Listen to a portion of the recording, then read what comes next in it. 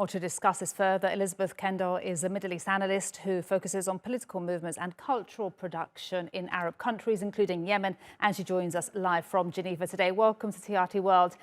Tell us, how promising do you think and also significant is this prisoner exchange today? It's certainly significant, but as your report just showed, we have been here before.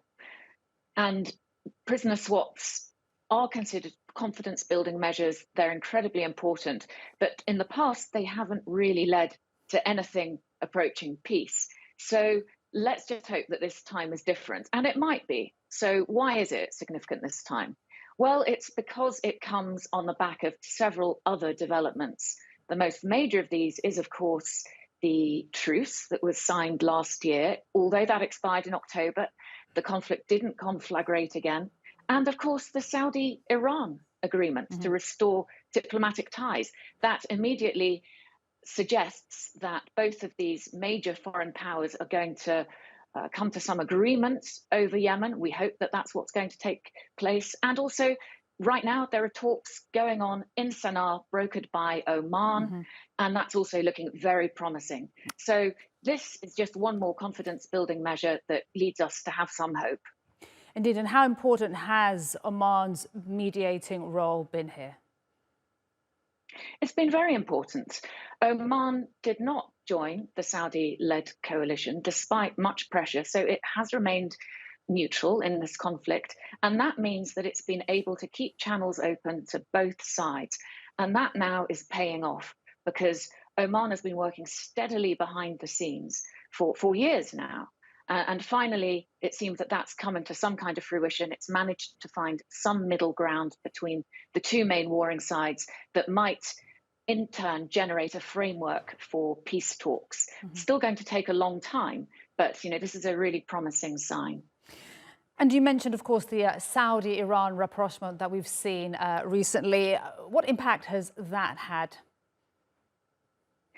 Well, it is likely that part of that rapprochement, we don't exactly know what's in it, is that they will come to some kind of agreement to remove their support from the various militias they've been backing in Yemen.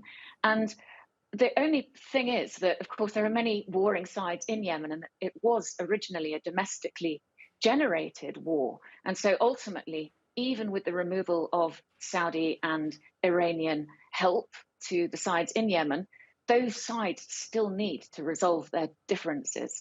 So there's a long way still to go. And the fear is that civil war could still flare up inside Yemen again, not just between the domestic warring parties, the Houthis and their opponents, forefronted by the Presidential Leadership Council, but also inside those sides themselves. Because even if their leaders agree that they want to get into some kind of peace framework, it's unclear how much control they have over the factions inside each of those umbrella groups.